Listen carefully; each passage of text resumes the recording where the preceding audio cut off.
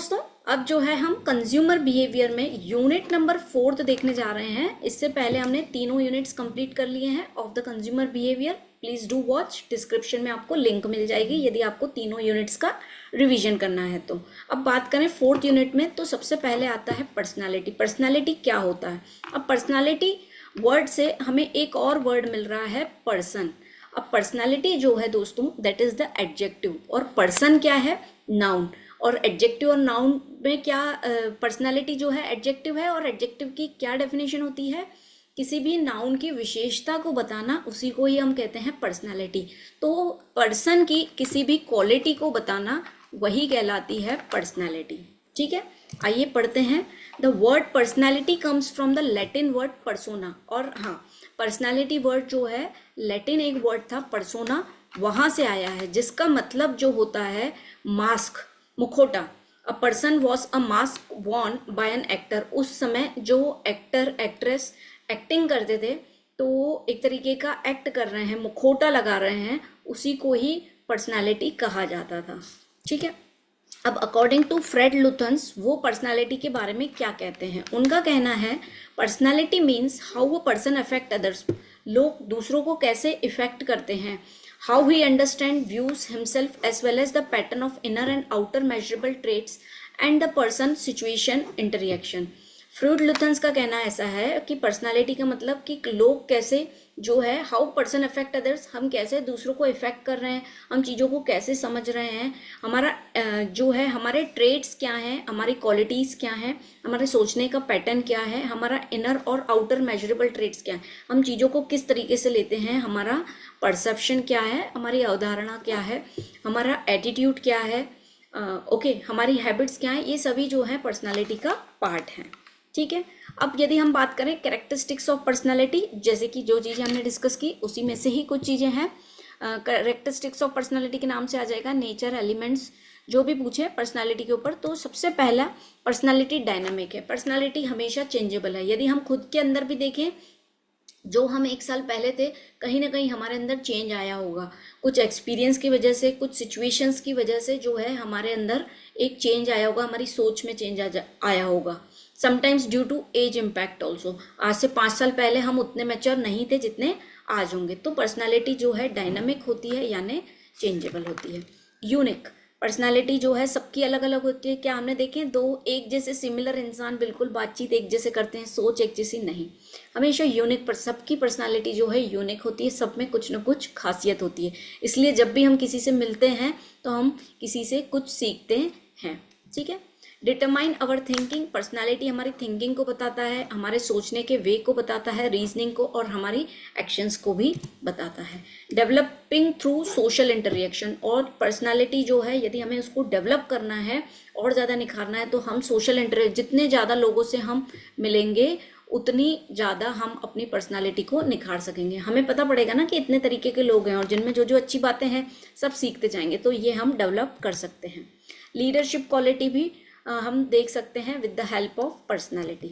Management की skills होती हैं पर्सनालिटी में, चीज़ों को प्लान आउट करना और फिर जो है उसके प्रति एक्शंस लेना।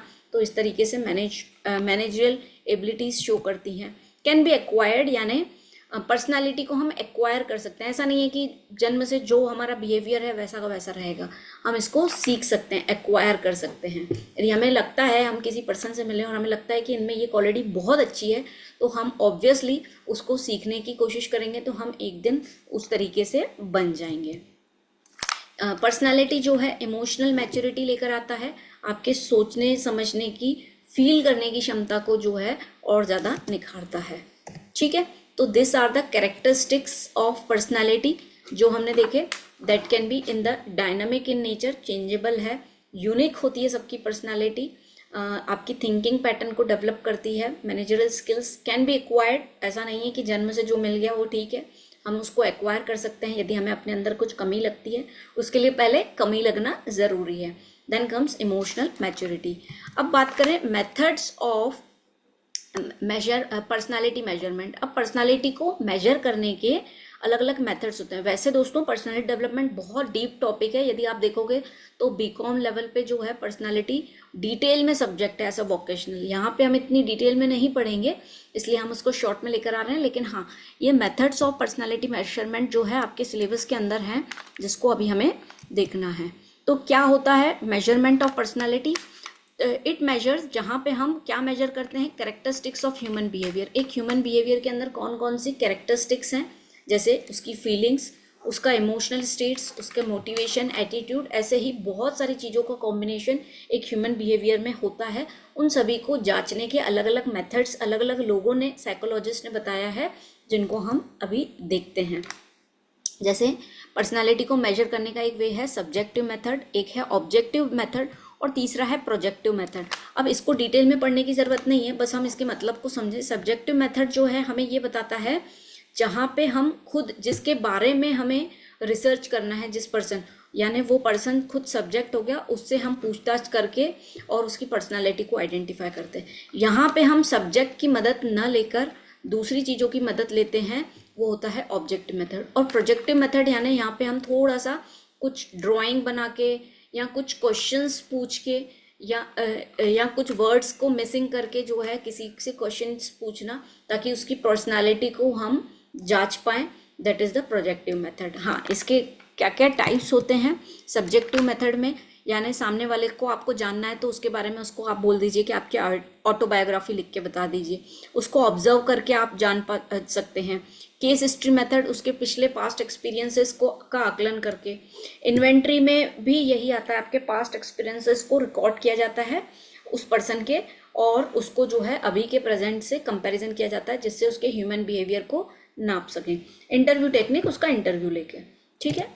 फिर आता है ऑब्जेक्टिव में कंट्रोल्ड ऑब्जर्वेशन। इसमें जो है पर्सन को पूरे ऑब्जर्वेशन में रखा जाता है, लेकिन उस पर्सन को नहीं बताया जाता है कि आपको ऑब्जर्वेशन में रखा गया है, और वहाँ पे सीसीटीवी या इस तरीके का कुछ कैमरा एस्टेब्लिशमेंट या उसकी रिकॉर्डिंग जो है दूसरा पर्सन जो है दूसरे रूम में बैठ के ऑब्जर्व करता है। रेटिंग स्केल मेथड, जो कि रॉसार्च जी थे इंकबॉट के नाम से, रेटिंग देकर कि सामने वाला बंदा जो है ह्यूमन वैल्यूज़ में कितना मानता है, इथिक्स में कितना मानता है, इस तरीके से ये बाकी के हैं। सिचुएशन टेस्ट, साइकोमेट्रिक टेस्ट, यदि आपको याद हो तो साइकोमेट्रिक टेस्ट एक टीवी में एक सीरियल भी आता था, जिसमें उस पर्टिकुलर इंसान जिसकी पर्सनालिटी को जांचना है, उसको लेटा के और कुछ जो है उसको वायर्स के थ्रू जो है लगा के और उसका टेस्ट लिया जाता था, जिसके उसके बिहेवियर को जान पाए। और क्वेश्चनरी टेक्निक। प्रोजेक्टिव टेक्निक में रोसार्च टेस्ट, जो कि हरमन रोसार्च के नाम से इंक ब्लॉट टेस्ट, जिसमें इंक के धब्बे बने हुए कुछ पिक्चर्स थे, और उसमें लोगों को आइडेंटिफाई किया जाता था, बोला जाता था कि आपको क्या दिख रहा है उन पिक्चर्स में, वो बताइए। फिर ऐसे ही टैट, वेट एंड कैट। कैट यानी चिल्ड्रन एप्रिसिएशन टेस्ट, वेट यानी वर्ड एप्रिसिएशन टेस्ट, और टैक्टिशियन एप्रिसिएशन टेस्ट। इसमें वर्ड्स दे दिए जाते थे, ये स्पेशली बच्चों के लिए कुछ पजल्स वगैरह बनाई जाती थी इसमें, और उनको पिक्चर्स प्रोवाइड किए जाते थे, जिससे प्रोजेक्शन किया जाता था कि आप इसको यानी स्टोरी दे दी। अब उसमें से हमने देखा है न्यूज़पेपर में पजल्स आते हैं, उस तरीके से पजल सॉल्व करना या स्टोरी दे देना, इसमें क्या मिसिंग है, दो एक जैसे पिक्चर देखना और उसमें से क्या मिसिंग है उसको आइडेंटिफाई करना, सेंटेंस को कंप्लीट करना, रोल प्ले करना, ड्राइंग टेस्ट। तो ये प्रोजेक्शन मेथड में आते हैं। तो दीज आर द मेथड्स जिससे हम पर्सनालिटी को मेजर कर सकते हैं, है ना, ये आइडेंटिफाई कर सकते हैं ये किस टाइप का पर्सन है। फिर कुछ थ्योरीज दी गई हैं पर्सनालिटी की अलग अलग लोगों के द्वारा, जिसको हम देख लेते हैं। सबसे पहले है टाइप थ्योरी। अब टाइप थ्योरी जो है दोस्तों किसके द्वारा दी गई है? ये दी गई है शेल्डन जी के द्वारा और कार्ल जंग के द्वारा।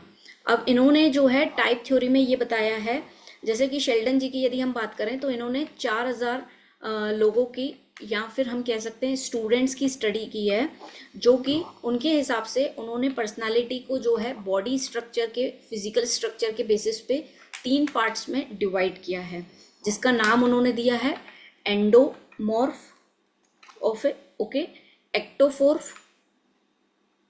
एक्टोमॉर्फ, और तीसरा होता है मेसोमॉर्फ।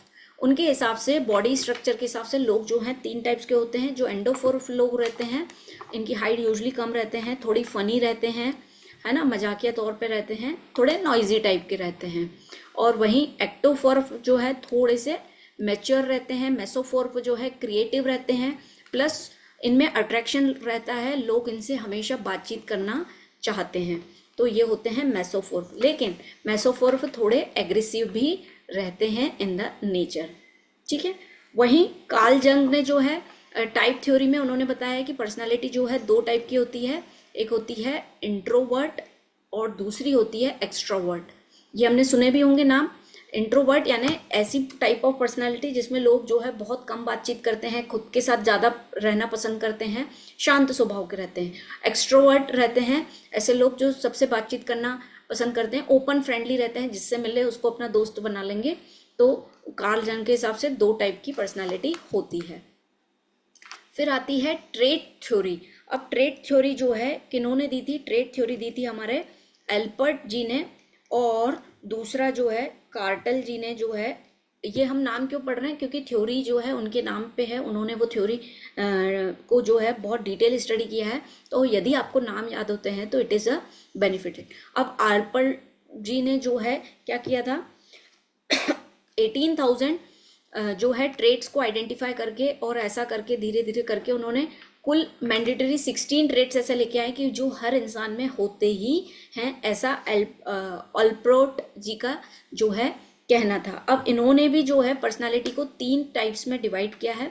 एक होता है कार्डिनल, एक होता है सेकेंडरी टाइप ऑफ पर्सनालिटी, और थर्ड होती है सेंट्रल टाइप ऑफ पर्सनालिटी। अब जिनमें स्पेशल क्वालिटी, स्पेशल टैलेंट होता है, जैसे सिंगिंग का स्पेशल टैलेंट है आप में, तो आप कार्डिनल टाइप के पर्सन हैं। अब जिसमें कॉमन ट्रेट्स यानी कॉमन क्वालिटीज़ हैं, डेली रूटीन की कुछ हैबिट्स हैं, जैसे आप पंक्चुअल हैं, सुबह जल्दी उठना पसंद है, तो ये सेकेंडरी हो गई। और ऐसी क्वालिटीज़ जो कि ज़्यादा महत्वपूर्ण नहीं है, लेस इंपॉर्टेंट है, वो सेंट्रल में और टाइप ऑफ पर्सनैलिटी में आती है। ये किन्होंने दिया है? अल्बर्ट जी ने।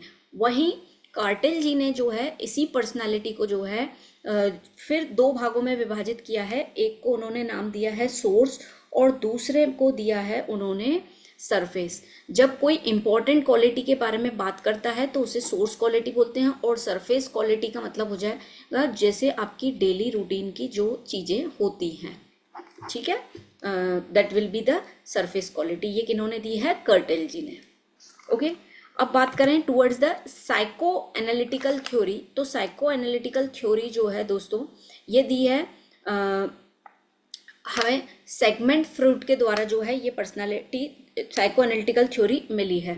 तो इसको लिख लेते हैं हम, सेगमेंट फ्रूड थ्योरी। अब इन्होंने जो है पर्सनालिटी को 3 पार्ट्स में डिवाइड किया है, id, ego and super ego. उनके हिसाब से हर इंसान में जो है ये 3 टाइप ऑफ पर्सनालिटी मिलेगी। इट जो है थोड़ा इमेजिनेशन पे काम करती है, ईगो जो है थोड़ा मैच्योर लेवल पे, और सुपर ईगो जो है रियलिस्टिक वे पे काम करती है। इड की भावना जो है हमारे अंदर कब आती है? जब हम बच्चे होते हैं, हम इमेजिनेशन कार, यदि हम देख रहे हैं कि कोई बच्चा टॉय के साथ खेल रहा है, कार के साथ खेल रहा है, तो उसको लगता है कि वो रियल में हो रहा है, ठीक है। ट्रेन चलती हुई देखता है, यदि वो नकली का टॉय देखता है तो भी उसको लगता है दैट इज़ अ रियल। तो ये होती है इट टाइप ऑफ पर्सनालिटी जो इमेजिनेशन पे वर्क करती है, लेकिन सामने वाले को लगता है वो रियल है। ईगो यानी एट द मैच्योर लेवल, जब आप अडल्ट होते हैं तो आपके अंदर ईगो टाइप ऑफ पर्सनालिटी रहती है। और सुपर ईगो, जब आप बहुत सारी चीज़ों का आपको एक्सेप्टेंस आ जाता है आपके अंदर, that is the super ego. और ये किन्होंने दी है? सेगमेंट फ्रूड ने दी है। फिर आती है आपकी सोशल लर्निंग थ्योरी, जो कि अल्बर्ट बंडूरा के द्वारा दी गई है। उनके हिसाब से पर्सनल ट्रेड्स जो हैं कुछ नहीं होते हैं, सब जो है सोसाइटी के हिसाब से लोग अपने आप को डेवलप करते हैं, ये उनका कहना है। That is the social learning theory. फिर आती है हमारी सेल्फ थ्योरी, जो कि कार्ल, इसको लिख लेते हैं हम, कार्ल रोजर के द्वारा दी गई है। इन्होंने जो है पर्सनालिटी के 5 ट्रेड्स बताए हैं। एक होती है हमारे अंदर सेल्फ इमेज, 4 बताए हैं, सेल्फ इमेज, फिर होती है आइडियल इमेज, फिर होती है एक ग्लास इमेज, और 4th होती है रियल इमेज, जिसे हम रियलिस्टिक इमेज कहते हैं। अब सेल्फ इमेज, आप अपने आप को कैसे देखते हैं कि आपकी पर्सनालिटी किस तरीके से है, वो होती है सेल्फ इमेज, है ना। ये आपका परसेप्शन है ना, ये आपकी अवधारणा है कि ये आपकी सेल्फ इमेज है। अब आप खुद में क्या चेंज चाहते हैं, आइडली आप खुद में क्या परफेक्शन चाहते हैं, that is the ideal image, है ना, जो आप अपने आप को बना सकते हैं।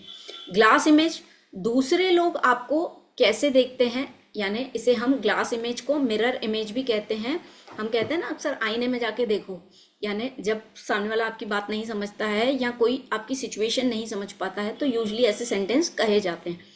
तो दूसरे आपको किस तरीके से देखते हैं, that is the mirror image. और रियलिस्टिक इमेज जो एक्चुअल आपकी इमेज है, ठीक है, आप खुद को कैसे देखते हैं, आइडियली कैसा देखना चाहते हैं, लोग आपको कैसे देखते हैं और एक्चुअल में आप क्या हैं। तो सेल्फ थ्योरी में कार्ल रोजर ने पर्सनालिटी को 4 तरीकों से जो है डिवाइड किया है, ठीक है। तो ये थ्योरीज ऑफ पर्सनालिटी है जो अलग अलग साइकोलॉजिस्ट के द्वारा दी गई है। अब जो है हम देखेंगे models of consumer behaviour, the last topic of this unit. अलग अलग साइकोलॉजिस्ट ने जो है कंज्यूमर बिहेवियर के ऊपर अपने अपने मॉडल्स दिए हैं। आइए उनको देखते हैं वन बाय वन। तो सबसे पहला है हॉवर्ड सेट मॉडल। अब हॉवर्ड सेट मॉडल जो है सबसे पहले किन्होंने दिया था, इसका नाम ऐसा क्यों है, क्योंकि ये mister John Howard, okay, and Jagdish सेठ, इन दोनों के द्वारा जो है ये मॉडल दिया गया था, जो कि पॉपुलर था, मशीन मॉडल के नाम से जो है इसे जाना जाता था, ओके। और ये मशीन मॉडल, और ये जो है बेस्ड था ऑन द लर्निंग थ्योरीज, यानी इंसान जो है सीख कर जो है आगे बढ़ता है, तो ये इसी अप्रोच पे बेस्ड था उनके हिसाब से, कि जो भी कंज्यूमर है वो अपनी नीड को फुलफिल करता है।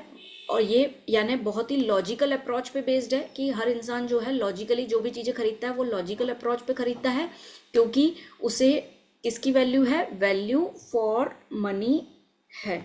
अब उनके हिसाब से बहुत सारे फैक्टर्स हैं जो इम्पैक्ट करते हैं, जैसे कि जब वो कोई भी प्रोडक्ट को खरीदता है तो इंटरनल वेरिएबल्स भी हो सकते हैं और एक्सटर्नल वेरिएबल्स भी हो सकते हैं।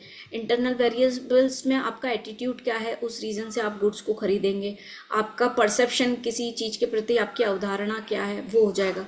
और एक्सटर्नल में आपका क्या आ जाएगा, सोसाइटी या जो आपके आसपास हो रहा है चीज़ें, वो इसमें आ जाएगा। अब हॉवर्ड सेट मॉडल के अंदर जो है प्रॉब्लम सॉल्विंग के जो है उन्होंने 3 वेज बताए हैं। प्रॉब्लम सॉल्विंग जो है के लिए उन्होंने 3 वेज बताए हैं, मतलब इन तरीकों से प्रॉब्लम सॉल्व हो सकती है, क्योंकि 3 तरीके मर्ज होते हैं यूजुअली। सबसे पहले जो है उन्होंने एक कंडीशन बताई है, दैट मीन्स कि डिसीजन जो है, यदि कोई प्रॉब्लम आती है तो उसके बेसिस पे जो है इस प्रॉब्लम को सॉल्व आप कैसे कर सकते हो, 3 तरीके के डिसीजंस बन सकते हैं। तो जिसमें से सबसे पहला है एक्सटेंसिव प्रॉब्लम सॉल्विंग, ओके। अब एक्सटेंसिव प्रॉब्लम सॉल्विंग में क्या होता है दोस्तों, इसमें जो है कस्टमर को जो नॉलेज होता है किसी पर्टिकुलर ब्रांड का, वो होता है लिमिटेड, यानी न के बराबर होता है, ठीक है। तो दैट मीन्स उसको इन्फॉर्मेशन जो है वो क्या चाहिए, ज़्यादा चाहिए, और यहाँ पे जो है उसको डिसीजन लेने में जो है बहुत टाइम लगता है, यानी उसका डिसीजन पावर जो है बहुत ही स्लो रहता है, ऐसा हम कह सकते हैं, ठीक है। फिर सेकंड आता है आपका, that is limited problem solving. Limited problem solving, यहाँ पे कस्टमर का नॉलेज जो है मॉडरेट रहता है, ना उसको बहुत ज़्यादा पता है ना बहुत कम पता है, सिर्फ उसने नाम सुना होगा या कुछ इस तरीके से, तो इन्फॉर्मेशन भी जो है उसको मॉडरेट चाहिए। यहाँ पे डिसीजन लेने में ना बहुत ज़्यादा समय ना बहुत कम समय, यानी मॉडरेट लेवल की चीज़ें, एवरेज बेसिस पे वो एक आम इंसान जितना समय लगाता होगा उतना वो लगाता है। थर्ड जो है that is routine sized problem solving. इसमें जो है कस्टमर को ब्रांड के बारे में जो है बहुत नॉलेज होता है, यानी उसका एक्सपीरियंस या वो एक्सपर्ट होता है उन पर्टिकुलर ब्रांड्स के बारे में, यानी उसको इन्फॉर्मेशन जो है रिगार्डिंग दैट ब्रांड जो है बिल्कुल भी नहीं रिक्वायर्ड होती है, ठीक है। यहाँ पे इंफॉर्मेशन जो है उसको ज़्यादा रिक्वायर्ड, और यहाँ पे डिसीजन जो है वो किसी उस पर्टिकुलर ब्रांड के बारे में बिल्कुल जल्दी से ले पाता है, फास्ट डिसीजन हो पाता है। तो ये था हॉवर्ड सेट मॉडल, जो कंज्यूमर बिहेवियर को समझने के लिए वो यही बोल रहा था कि 3 तरीके के डिसीजन हो सकते हैं। यदि आपके कस्टमर को नॉलेज है तो वो जो है उनको इन्फॉर्मेशन कम देनी पड़ेगी और फटाफट से सिलेक्शन हो जाएगा गुड्स का। यदि एक्सटेंसिव प्रॉब्लम सॉल्विंग है यानी ब्रांड का नॉलेज ही नहीं है तो उसको उसके ब्रांड के बारे में नॉलेज देना पड़ेगा ताकि जो है कस्टमर उसका डिसीजन ले पाए। और उनके अकॉर्डिंग कौन से वेरिएबल्स जो है इम्पैक्ट करते हैं डिसीजन लेने में, एटीट्यूड हो गया, आपका परसेप्शन हो गया, आपका मोटिव क्या है, या आप किसी डर से तो नहीं खरीद रहे हैं, कोई फीलिंग हो तो वो भी आ जाएगी। एक्सटर्नल में सोसाइटी या बाहर का इन्फ्लुएंस जो आपको इम्पैक्ट कर रहा है प्रोडक्ट को खरीदते समय। और ये किन के द्वारा गया है, हॉवर्ड एंड जगदीश सेठ के द्वारा दिया गया है। ठीक है, तो ये कंप्लीट हो गया हमारा हॉवर्ड सेठ मॉडल। अब आते हैं हम नेक्स्ट मॉडल पे, that is the Nicosia model. अब निकोसिया मॉडल जो है किन्होंने दिया था, दैट वाज द फ्रेंसिको जी ने जो है फ्रेंसिको निकोसिया जी ने जो है ये मॉडल दिया था। इसकी स्पेलिंग आप लिख लीजिए, FRAN फ्रेंसिको मॉडल। ठीक है, फ्रेंसिको निकोसिया इनका पूरा नाम है। इनके द्वारा जो है ये मॉडल जो है 1966 में बनाया था और इन दोनों ने मिलकर जो है इस मॉडल पे काम किया था, जिसे मशीन मॉडल भी हम उस नाम से भी जानते हैं। ठीक है, अब इनका कहना था निकोसिया जी का कि कंज्यूमर जो है हमेशा कन्फ्लिक्ट में रहता है, यानी हमेशा डिसीजन लेने में उसको बहुत सारे कन्फ्यूजन रहते हैं, जिसके कारण प्रोडक्ट को परचेस करना नहीं परचेस करना, इस पे उन्होंने उस बिहेवियरल की पहचान की थी कि that is based on confusion. फिर उन्होंने ये बताया था कि हमेशा जो है उन्होंने एक रिलेशनशिप इस्टेब्लिश किया था, रिलेशनशिप बिटवीन मार्केट फर्म्स, मतलब हमें ये समझना पड़ेगा जब भी कंज्यूमर को समझना है, relationship between consumer firms and किसके बीच में, बिटवीन द कस्टमर के बीच में जो है आपको रिलेशनशिप समझना पड़ेगा। ठीक है, उनका कहना ये भी था कि जब तक प्रोडक्ट यूज़ नहीं होगा, जैसे ही आपका कस्टमर यूज़ करेगा, यूज़ ऑफ द प्रोडक्ट करेगा, तो उसका फीडबैक जो है सेलर के पास जाएगा। फिर यानी उनका कहना ये था कि प्रोडक्ट यूज़ करने के बाद ही अप्रोप्रिएट फीडबैक जाता है। ठीक है, फिर जो है उनका कहना ये था कि आपकी मार्केट फर्म जो है आपको टारगेट ऑडियंस बताएंगे कि किनको गुड्स जो है आप बेच सकते हैं, टारगेट ऑडियंस। ठीक है, तो ये था निकोसिया मॉडल। अब हम बढ़े टूवर्ड्स द अदर मॉडल, दो देख लिए हमने, हॉवर्ड सेठ एंड निकोसिया मॉडल। ठीक है, अब आता है हमारा third, that is Engel Kollat Blackwell model. क्या है ये मॉडल? तो सबसे पहले तो ये जो मॉडल है ये ओपन सिस्टम बेस्ड मॉडल है और इसमें जो है मैन को यानी ह्यूमन बीइंग को जो है इम्पोर्टेंट पार्ट माना गया है। और उनका कहना ये है कि ह्यूमन बीइंग के जो भी ट्रेट्स हैं, उसकी पर्सनालिटी हो गई, उसका एटीट्यूड हो गया, उसका परसेप्शन हो गया, उस पर्टिकुलर पर्सन का यदि कुछ फियर है या कुछ डर है या उसके कुछ पास्ट एक्सपीरियंसेस होंगे, और हो सकता है उसके पास पहले से स्टोर्ड इंफॉर्मेशन हो, इस बेसिस पे वो गुड्स खरीदता है। तो इस पे जो है उन्होंने आइडेंटिफाई किया है कंज्यूमर का बिहेवियर की। इन चीज़ों को ध्यान में रखते हुए हमें प्रोडक्ट बनाना चाहिए, क्योंकि कस्टमर जो है इन्हीं चीज़ों से प्रभावित होकर गुड्स को परचेज करता है। ठीक है, तो यहाँ पे उनका कहना ये है कोवर्ट ब्लैकवेल का कि ये जो है ह्यूमन बीइंग इम्पोर्टेंट एस्पेक्ट है और ह्यूमन बीइंग के जितने भी ट्रेड्स हैं वो एक इम्पॉर्टेंट रोल प्ले करती हैं कंज्यूमर को गुड्स खरीदने के लिए। Then comes the learning model. Learning model जो है एक रशियन जो है साइकोलॉजिस्ट थे जिनका नाम था इवान पावलो, और ये इनका नाम फेमस है, आपने सुना भी होगा कि इन्होंने एक एक्सपेरिमेंट कराया था कि हर इंसान जो है जो सीख लेता है, जो मेमोरी वो ले लेता है, तो वो उसको बहुत ज़्यादा याद रहती है। तो उन्होंने जो है एक डॉग्स का एक्सपेरिमेंट किया था। उन्होंने क्या किया था, एक समय तक कुछ डॉग्स लिए थे और उनको जो है मीट प्रोवाइड करवा रहे थे, और जब भी उनको मीट दिया जा रहा था, डॉग को पर्टिकुलर प्लेस पे जो है मीट प्रोवाइड किया जाता है, तो वहाँ पे जो है ना एक बेल लगा दी थी, वो बेल को बजा देते थे तो डॉग्स जो हैं अपना खाना जाके ले लेते थे। ऐसा रोज होने लगा, 1 2 3 डेज लगातार काफ़ी दिनों तक होने लगा। अब डॉग्स को ये पता पड़ गया कि जब भी बेल बजती है तब जो है उनको खाना मिलता है, तो उनका सलाइवा निकलता था उस ड्यूरेशन में, है ना। रोज ये वो देखते थे कि उनका जो है ये सलाइवा निकलता है। अब पाउलो जी ने क्या किया, उन्होंने उनके साइकोलॉजिकल कि अब ये डॉग्स जो हैं सीख चुके हैं, लर्निंग मॉडल के अंतर्गत उन्होंने ये बताया था कि अब डॉग जो हैं सीख चुके हैं। तो नेक्स्ट एक्सपेरिमेंट लेवल पे उन्होंने क्या किया, नेक्स्ट डे पे उन्होंने काफ़ी दिनों के बाद बेल बजाई, बट वहाँ पे जो है उनका खाना नहीं रखा था।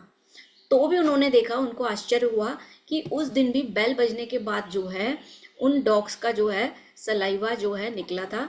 ताकि जो है ये क्या हुआ, इससे ये समझ में आया कि एक जो हमारी लर्निंग हैबिट हो जाती है, चीज़ों का हमारा जो पास्ट एक्सपीरियंस हो जाता है, एक जैसी चीज़ को करते आना, तो उसका इम्पैक्ट तो वही होता है। अब उनको खाना नहीं मिल रहा है, सिर्फ बेल बज रही है, उसके बावजूद भी उनका सलाइवा जो है वो बन रहा है। तो that comes in the learning model, जो कि पाउलो जी ने बताया था। फिर आता है आपका साइको एनालिटिकल मॉडल, जो कि फ्रूडन जी ने दिया था साइको एनालिटिकल मॉडल। और इनका ये था कि आपको यदि किसी भी ह्यूमन बीइंग को पढ़ना है तो उन्हें जो उनका जो है अनकॉन्शियस माइंड को पढ़ना पड़ेगा, जिसके बारे में कंज्यूमर खुद अवेयर नहीं है ना। दैट मीन्स कंज्यूमर को उस चीज़ों के बारे में अवेयर नहीं है, आपको उस चीज़ों को समझना पड़ेगा। कि कभी कभी कस्टमर सोचता है ना कि मुझे कौन सा कलर खरीदना है, और उसको एकदम सडन ऐसा फील होता है कि मैं ये कलर खरीद लेता हूँ। तो उस चीज़ को जो है आइडेंटिफाई करना, जिसके बेसिस पे वो परचेजिंग कर लेता है, अनकॉन्शियस माइंड को पढ़ना।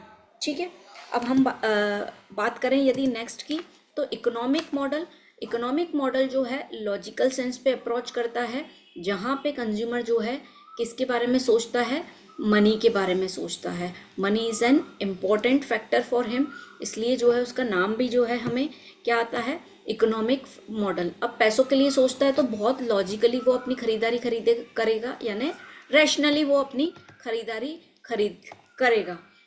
अब इसमें वो किन चीज़ों का ध्यान रखेगा, तो इसमें जो है वो हर चीज़ का ध्यान रखेगा प्रोडक्ट से रिलेटेड। हम इसको रब कर देते हैं। ओके, तो अब वो किन चीज़ों का ध्यान रखेगा, इसमें वो क्वालिटी ऑफ द प्रोडक्ट का ध्यान रखेगा, ओके, क्वांटिटी, और क्या हम इसका रीयूज़ कर सकते हैं या रीसेल कर सकते हैं। इस क्वांटिटी और क्वालिटी यदि मैटर कर रहा है तो इसमें अमाउंट जो है आपको कितना देना पड़ रहा है, यानी प्रोडक्ट से रिलेटेड ओवरऑल क्वालिटीज़ का ध्यान रखना, that is the economic model. फिर आता है आपका सोशियोलॉजिकल मॉडल, जो कि सोसाइटी की चीज़ों को देखकर जब प्रभावित होता है कोई भी कंज्यूमर अपने आसपास के कल्चर को देख के, that is the sociological model. तो ये टोटल जो है सभी कंज्यूमर बिहेवियर के मॉडल्स हैं, जो अलग अलग लोगों ने दिए, जो अलग अलग नाम से हैं, जिसको हमने देखा है। कोई भी मॉडल जो है आपसे पूछा जा सकता है। सो यहाँ पे जो है हमारा यूनिट ख़त्म होता है।